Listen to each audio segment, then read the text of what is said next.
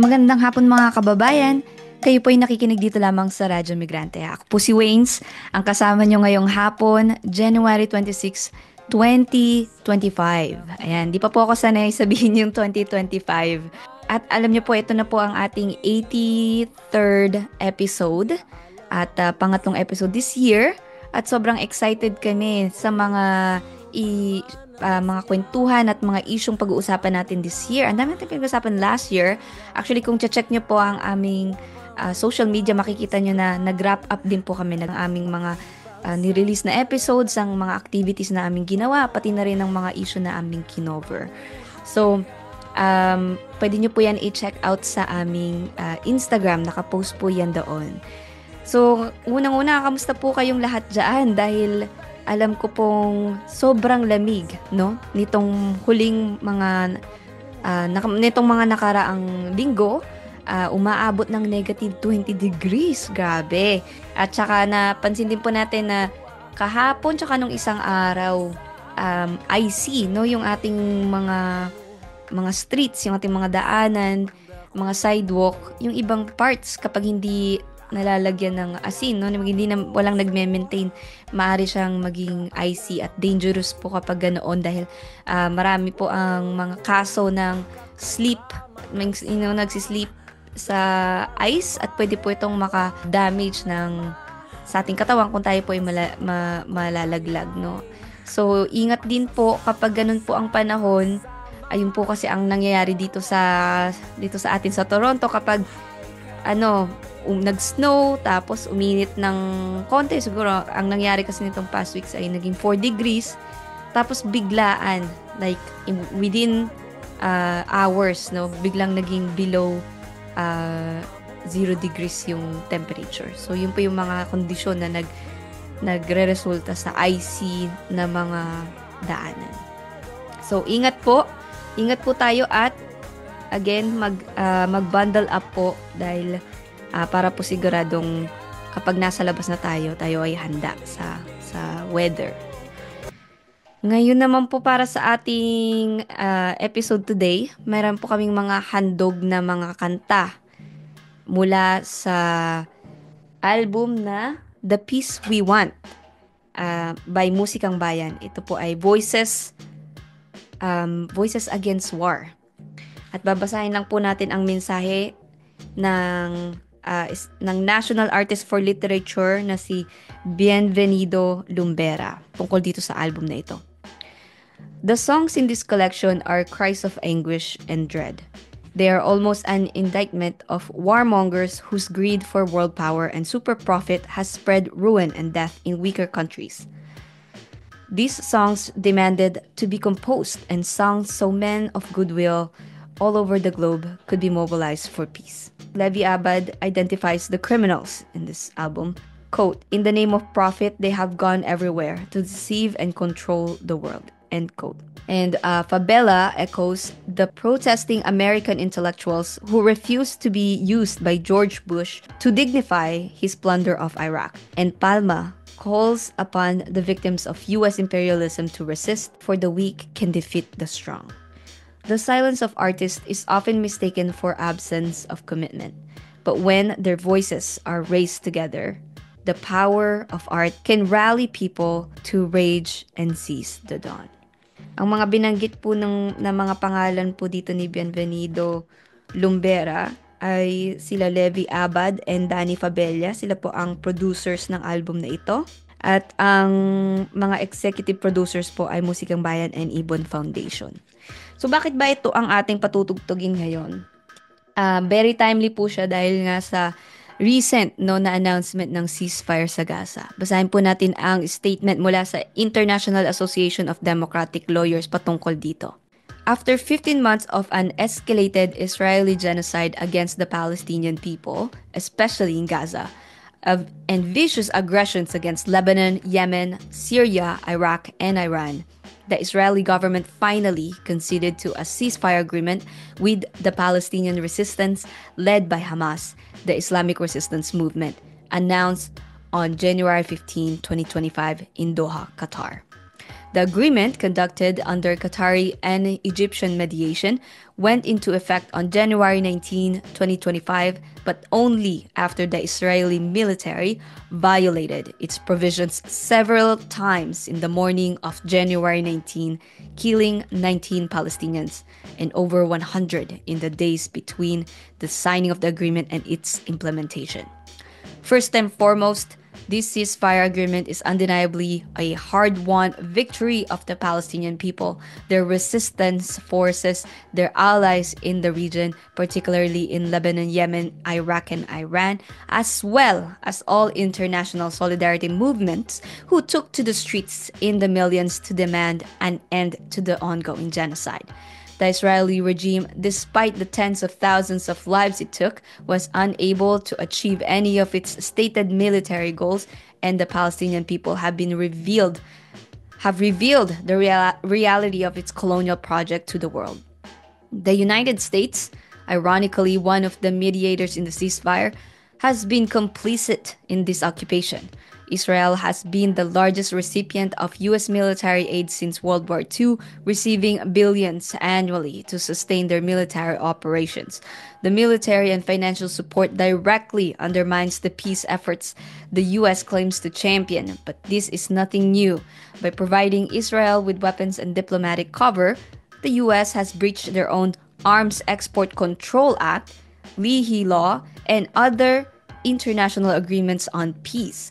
The U.S.-Israel's violent pursuit of their geopolitical interest has been an enabling factor behind this occupation, and both governments must be held liable for their crimes. While the ceasefire is indeed a step in the right direction, thanks to the steadfastness of the Palestinian people, especially in Gaza, it is a fragile and temporary measure.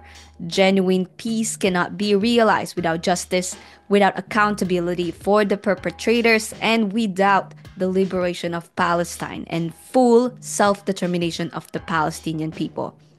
World governments must go beyond lip service and address the roots of this anti-colonial struggle. Some of the most immediate and urgent needs include: the Israeli government must immediately lift the illegal blockades on Gaza and end their military occupation of Palestine. Israel and all of its allied nations must be held accountable for war crimes and violations of peace conventions. All Palestinian political prisoners must be freed from Israeli jails, as well as prisoners for Palestine in French, U.S. and other international jails. And those responsible for ordering their torture, abuse, and inhumane treatment must be held accountable. Reparations, reconstructions, and rehabilitation efforts must be funded by the Israeli government and their allies. Respect for Palestinian self-determination, and an end to civil, political, and criminal state repression against the Palestine movement. Ito po ang statement ng the International Association of Democratic Lawyers, or IADL. Please enjoy the songs that we're playing from the album The Peace We Want.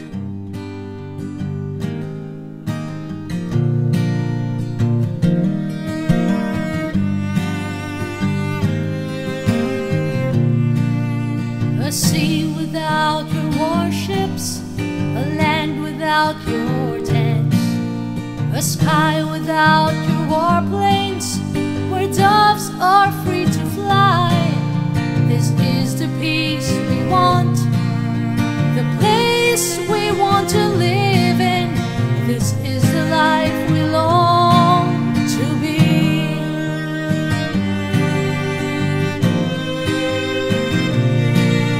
A playground for our children, and not your war game zone.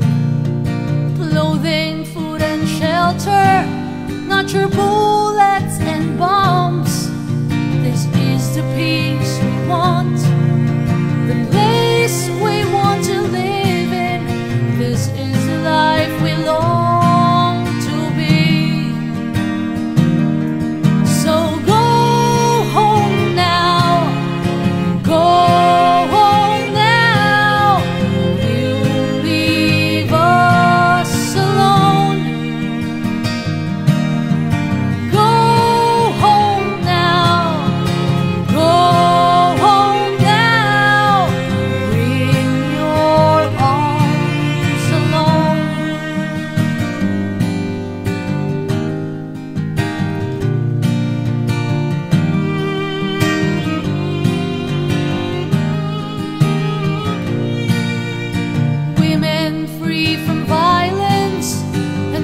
are slaves no more, singing songs of freedom and not wailing in pain. This is the peace we want, the place we want to live in. This is the life we long to be. So go home now, go home now. You leave us alone. Go home now, go home now. Bring your arms along. So go home now, go home now. You leave us alone. Go home now, go home now. Bring your arms along. This is the peace we want, the place we want to live in. This is the life we long to be.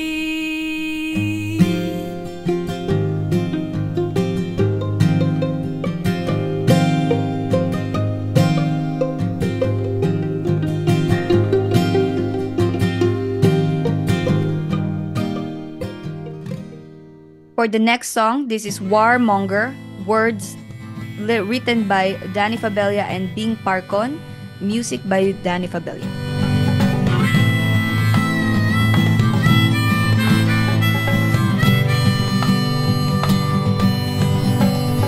I heard bombs exploding, I saw night blazing, and everybody's running for their lives.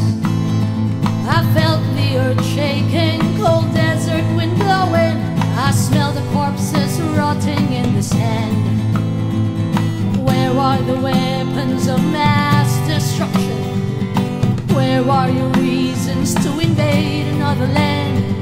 I know that you know it's in your hands, your bloody hands. I know that you know if there's someone to disarm, nobody else but you. I've seen houses burning, I've seen buildings crumbling, and many people buried alive. You said that you're winning your war against terror, while you're planning for another war. Where are the weapons of mass destruction? Where are your reasons to invade another land? I know that you know it's in your hands, your bloody hands. I know that you know if there's someone to disarm, it's nobody else but you. You've made the blood flowing and saved the oil from spilling, you looters from the land of milk and honey. Here's your people coming like sandstorm raging, they're fighting back to drive you out. Where are the weapons of mass destruction? Where are your reasons to invade another land? I know that you know it's in your hands, your bloody hands. I know that you know if there's someone to disarm, nobody else but you. I know that you know if there's someone to disarm, it's nobody else but you. Nobody else, nobody else but you.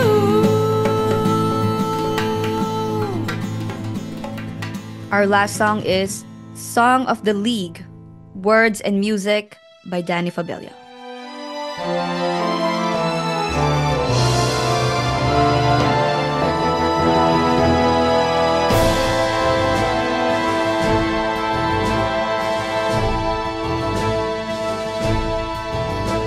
From every corner of the world,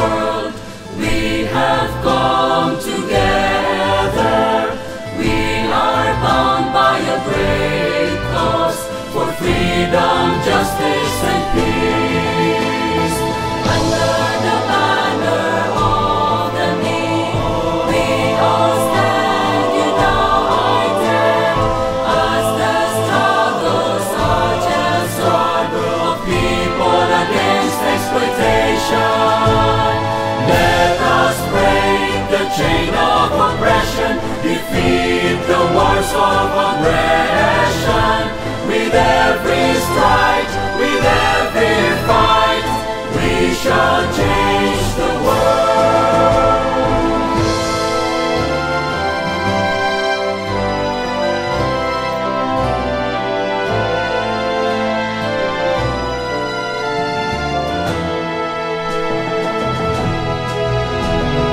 Dare to struggle, dare to lead the torch of freedom blazing. Wave by wave, let's all march on, rage and seize the dawn. Let us break the chain of oppression, defeat the wars of aggression. With every stride, with every fight, we shall change the world. Let us break the chain of oppression, defeat the wars of aggression. With every stride, with every fight, we shall change the world. With every stride, with every fight, we shall change the world. Patuloy po kayo nakikinig sa Radyo Migrante dito sa Toronto's Best Filipino Community Program, Vibe 105. Huwag kayong aalis mga kababayan. Makakasama natin si Juliana, ang chairperson ng Anak Bayan Toronto, at pag-uusapan natin ang mga aral na maaari nating makuha mula sa first quarter storm o sigwa ng unang kwarto. Ito po ay noong nagsimula 55 years ago, January 26, 1970. Mapapakinggan po natin yan after the break. Nothing to eat, they slowly die, and their mother's so afraid of the roaring fighter planes. You unleash your war machine towards the head of the innocent, and all the while you start name. What you've done is for our sake, but we're shouting again and again. Not in our name will you make another war. Not in our name will you terrorize people. Not in our name will you wage a war of aggression in the world. All that we need is justice and peace. All that we need is freedom. All that we want is you stop. All that we want is you stop your stupid war.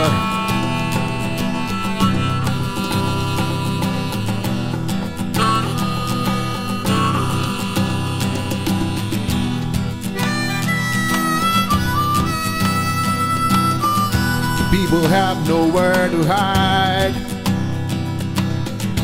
as your bombs drop from the sky. Countless lives have gone and wasted, and every place turned into grave.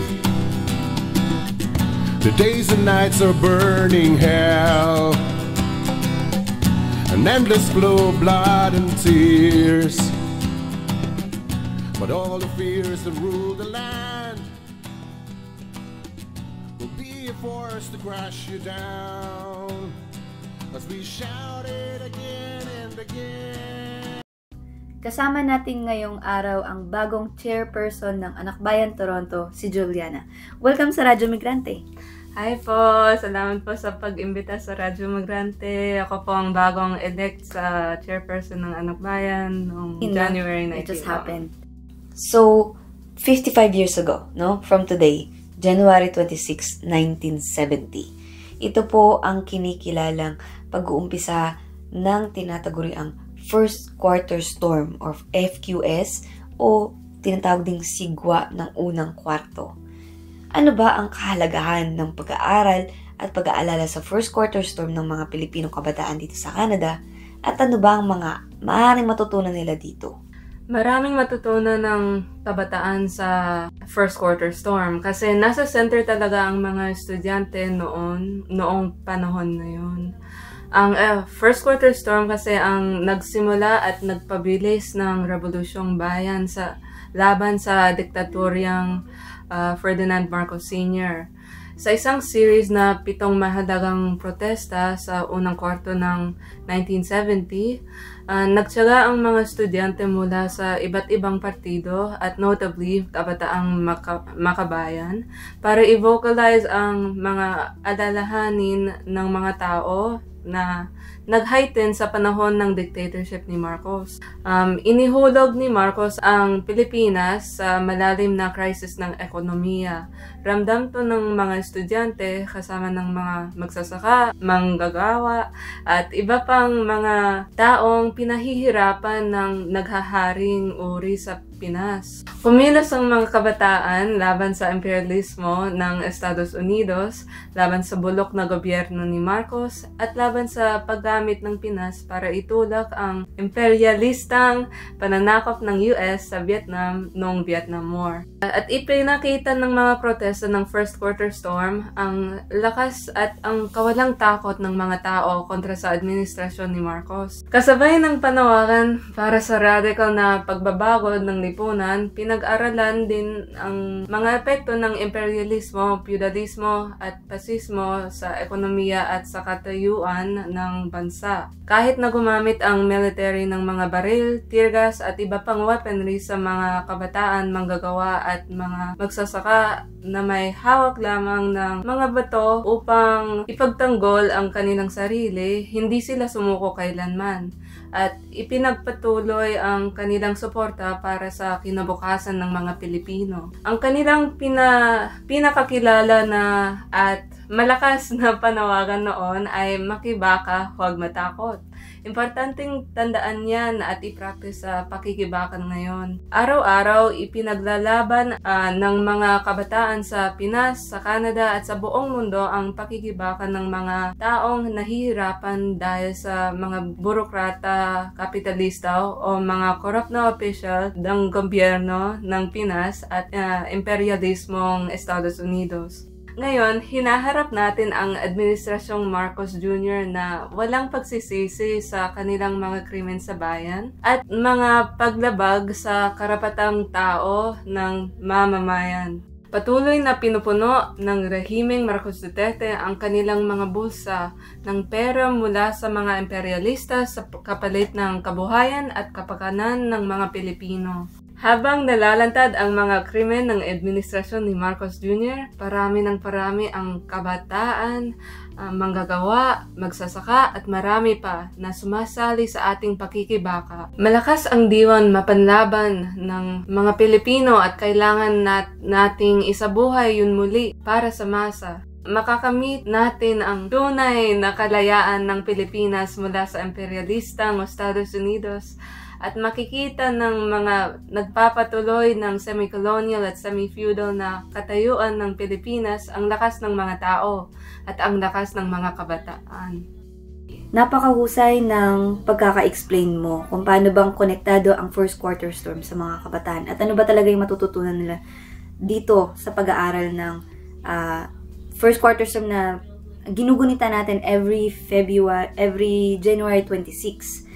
Bilang isang organisasyon ng mga kabataan Pilipino dito sa Canada na itinutuloy ang diwa ni Andres Bonifacio at alam din natin pati ng legacy ng Kabataang Makabayan na isa sa mga leader no, na nag-take up talaga ng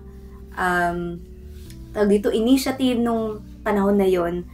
Ano ang mga tungkulin at gawain ng Anak Bayan Toronto ngayon dito? So, sa Anak Bayan, mayroon kaming mga pag-aaral na ginagawa para matutunan paano suriin ang lipunan at paano intindihin ang kondisyon ng Pinas. Inaaral namin ang kasaysayan ng ating bansa, pati na rin ang 3 ugat ng mga problema ng mga Pilipino: imperialismo o foreign domination, burokrata, kapitalismo o corruption in the government, at feudalismo or land grabbing. Ginagamit namin ang mga aral na ito para magpamulat, mag-organisa, at magpakilos ng mga kabataan para kanilang ipaglaban ang kanilang mga karapatan sa trabaho, sa paaralan, sa pampublikong serbisyo, at iba pa. Maraming nagawa ang Anak Bayan Toronto nitong nakaraang taon. Nakapagpadala kami ng ilang miyembro para umattend ng pangatlong kongreso ng Anak Bayan Canada sa Vancouver. Doon, natuto sila mula sa karanasan ng isa't isa. Nag-report din sila sa kanilang mga kampanya at gawaing masa. At ipinagdiwang ang patuloy na pagpapalawak ng Anak Bayan sa iba't ibang probinsya ng Canada. Tumulong din ang Anak Bayan sa mga kampanyang na iba pang organisasyon tulad ng Migrante Ontario at ang kanyang kampanyang Tanggol Migrante laban sa mga illegal na recruitment agencies. Isa sa aming community projects ay yung tutoring program sa St. Jamestown upang suportahan ang mga estudyante at kabataan sa St. Jamestown. Gusto naming alamin ang mga issue nilang kinakaharap. Plano naming ipagpatuloy ang mga aktibidad at pagkilala sa mga lokal na masa para mas maintindihan namin ang kanilang kalagayan at makasuporta sa kanilang pag-oorganisa. Sa ngayon, ang main campaign namin ay Reject and Resist the US-backed Marcos Duterte regime. Alam natin ang korupsyon ng mga Marcos at Duterte sa paglustay ng pondo ng bayan. Alam natin ang panunupil nila sa mamamayan sa pamamagitan ng anti-terror law at sa mga iba pang pang-aabuso sa kanilang kapangyarihan. At dahil sa kapalpakan nila to impeach Sara Duterte, mas lumalantad sa mga tao ang katotohanan na nais ni Marcos na manatilis ang mga political dynasty sa Pinas. Hayaan lang ang mga korap sa gobyerno at hindi manakot ang mga nagnanakaw ng pera mula sa bayan. Dahil sa ganitong kalagayan ng ekonomiya at politika ng Pilipinas, mas dumadami ang mga kababayan natin na napipilit makipagsapalaran sa ibang bansa para lang mabuhay at masustantahan ang kanilang pamilya. Katulad ng kondisyon noon sa first quarter storm ng 1970, ang Pilipinas ngayon ay nasa malaking crisis. Ang sweldo ng karaniwang Pilipino ay sobrang baba. Hindi ito sapat at hindi nakabubuhay. Wala pang 1/3 ng nararapat ng living family wage ang mga pasweldo ngayon. Kaya, sa darating na general elections in May, kailangan natin suportahan ng mga opisyal na talagang may pakialam sa taong bayan at talagang nais pagbutihin ang kapakanan ng nakararami. Aralin natin ang plataforma ng Makabayan Bloc, which consists of Bayan Muna, Alliance of Concerned Teachers, Gabriela Women's Party, at yung Kabataan Party List. May mensahe ka ba para sa mga kabataan na nandito sa Canada na nais din maging parte ng pagbabago ng lipunan? Well, ang pwedeng gawin ng mga kabataan ay sumali sa Anak Bayan o mga ibang National Democratic Mass Organizations para sabay tayong matuto, sabay tayong magturo, at sabay tayong sumulong para sa tunay na kalayaan ng ating bansa. Kailangan natin lumakas, lumawak, at lumaban bilang anak ng bayan. Tulad ng mga estudyante at kabataan ng first quarter storm na naglilingkod sa bayan, tayo rin kailangan maglingkod sa bayan. Kailangan nating matuto, makipag-usap sa isa't isa, at makipag-usap sa mga masa na pinaglilingkuran natin. Hindi na po panahon ng bahala na. Sa mga kabataan na gustong kumilos para sa mga masa, sumali kayo sa pinakamalapit niyong Anak Bayan chapter para sabay tayong nakikibaka. Huwag matakot. Ayun. Nakaka-inspire mapakinggan ang mga kabataang patuloy na nag-oorganisa. Talagang pag sinabi nilang napakadaming energy, creativity, at ang talas ng isip ng kabataan. Talagang ipinapakita at sinasabuhay yun ng Anak Bayan Toronto. So, congrats ulit sa inyong 12th General Assembly. At salamat sa oras mo, Juliana. Salamat, Wayne. Salamat sa lahat ng mga listeners ng Radyo Migrante.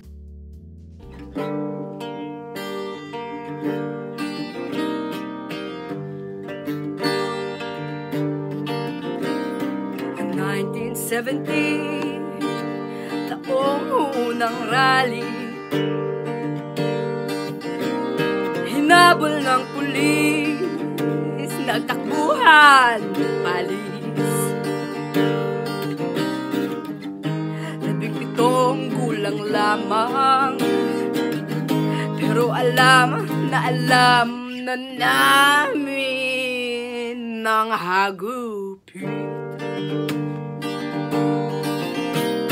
Akong umalis, ginahawang nais, hinaharap ay hagupit, dinanas ay masakit. 17 gulang lamang, pero alam na namin ang hagupit. 1970, taong unang 1970, taong unang 1970, taong unang 1970. 17 gulang pa lamang, pero alam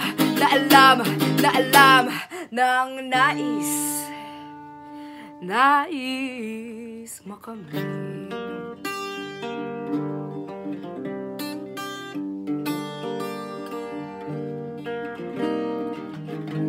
Tumapak sa apoy kabataan, ang nagliliyabay ipausbong, nakaraan ay hindi malilimot, ang katotohanan ay ating isulong. 1970, taong unang rally, akong umalis, ginhawa lang ang nais. 17 gulang pa lamang, pero alam na namin ang hagupit. Maraming salamat sa patuloy na pagsubaybay sa ating Pinoy Talakayan at Usapan o Pinoy Tayo. Nakikinig kayo dito lamang sa Radyo Migrante ng Vibe 105.5 FM. Ang magbuhos ng dugo para sa bayan ay kagitingan hindi malilimutan. Ang buhay na inialay sa lupang mahal, mayaman sa aral at kadakilaan. Sulong mga kasama, huwag natakot, ang digmaan pa'y ating itatuyot.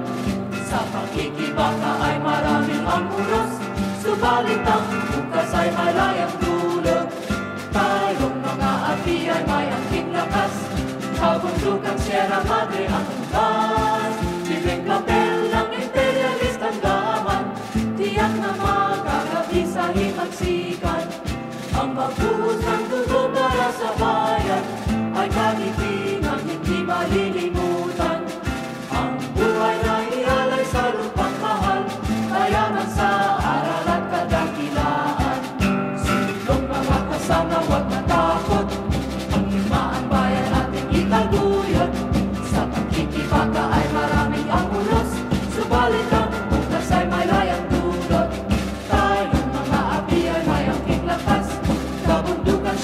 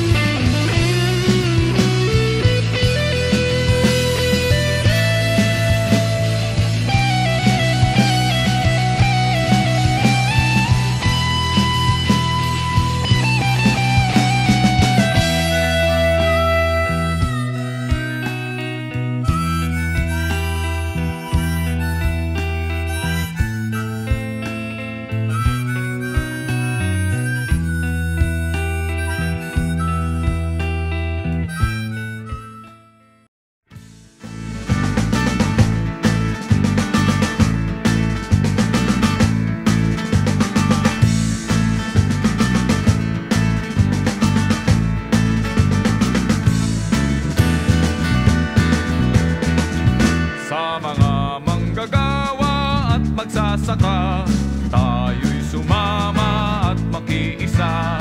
Sa kanayunan at kalunsuran, isulong ang kilusang bayan.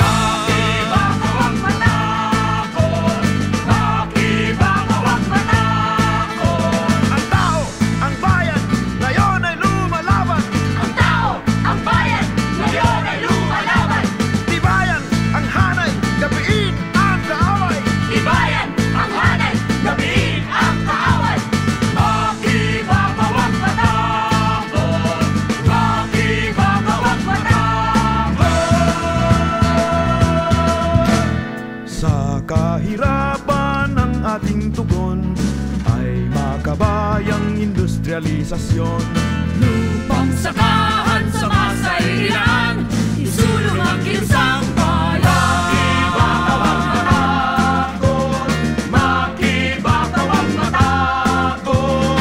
Base militar, Lansagin, lansagin, political detainees, palayain, plantang nuklear.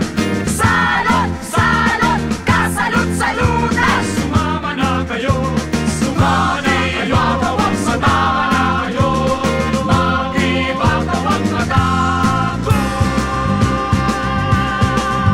Pambansang demokrasya'y ating pantayin at lansagin ang pasistang rehimen.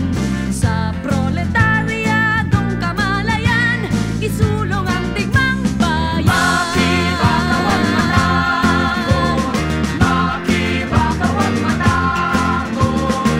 Bayan, bayan, bayan ko, Di balabos ang laban mo, Revolusyon, revolusyon.